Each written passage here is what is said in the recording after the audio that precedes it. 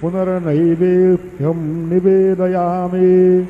ॐ प्राणाय स्वाहा।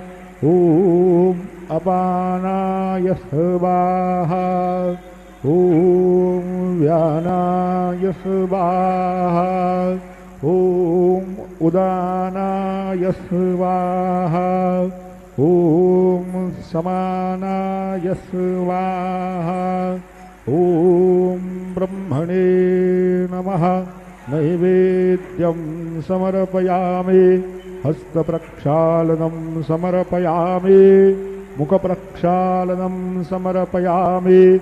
सद्गुरु साईनाथ देवताभ्यो नमः। चरणकमले प्रार्थनापूर्वक नमस्कारं करोमि। तथा च मङ्गलनीराञ्जनदीपं दर्शयामि।